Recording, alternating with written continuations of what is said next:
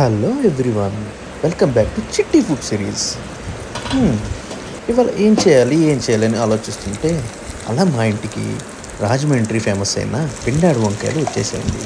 So దాంతో ఇవాళ ఒక స్పెషల్ ఐటెం చేయాలని అనుకుంటున్నాము. గోదావరి డిస్ట్రిక్ట్ వాళ్ళకైతే బాగా తెలుస్తుంది. మీలో ఎంతమంది గోదావరి డిస్ట్రిక్ట్ వాళ్ళు ఉన్నారో ఒక లైక్ వేసుకోండి. మనం లేట్ లేకుండా ఇప్పుడు వంకాయ ఫ్రైని ఎలా చేసుకోవాలో చూద్దాం పదండి.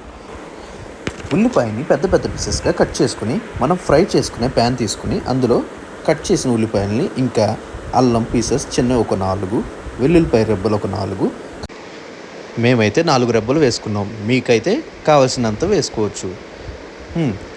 ఇప్పుడు కసూరి మేతి వేసుకుందాం ఫ్లేవర్ కోసం. లవంగాలు, మిరియాలు, జీడిపప్పు, యాలక్కాయలు, గసగసాలు, నువ్వులు కూడా వేసుకుందాం. ఇవన్నీ మన మసాలాకి కావాల్సిన మెయిన్ ఇంగ్రీడియంట్స్ అండి. మేము 6 కిలో వంకాయలు తీసుకున్నామండి.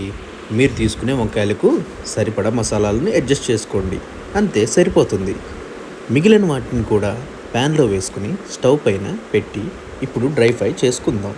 ఆ తర్వాత కొంచెం సేపు అటు ఇటు కలిపి నెమ్మదిగా అలా ఫ్రై చేసుకుందాం. అదిగో చూసారా, తగినంత ఉప్పు, తగినంత కారం, వాటితో పాటు కొంచెం పసుపు వేసుకుందాం. అటు ఇటు ఫ్రై చేసుకుని కొంచెం సేపు దాన్ని అలా ఆరబెట్టుకుందాం. అదిగో చూసారా ఎలా ఉందో.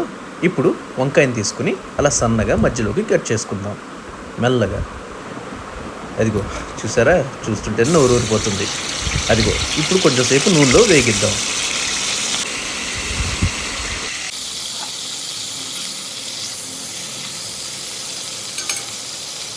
కొంచెం కరివేపాకు వేసుకుని దానిపైన మూత పెట్టుకుని వంకాయని కొంచెం సేపు మగ్గిద్దాం. ఈలోపు మనం ఏం చేద్దామంటే పక్కన పెట్టుకున్న మసాలాని అలా మిక్సీలో వేసుకుని పక్కన పెట్టుకుందాం. చల్లారిన వంకాయలోకి ఈ మసాలాని పట్టిద్దాం. కొంచెం ఆయిల్లో బాగా మసాలా పట్టించిన వంకాయల్ని వేసుకుని మిగిలిన మసాలాని కూడా వేసుకుందాం. ఒక 10 మినిట్స్ పాటు మూత పెట్టుకుందాం. ఈలోపు మీ ఇంట్లో కూడా మీరు కూడా ఒకసారి ట్రై చేసి చెప్పండి మాకు. వీలైతే ఒక కామెంట్ కూడా చేయండి.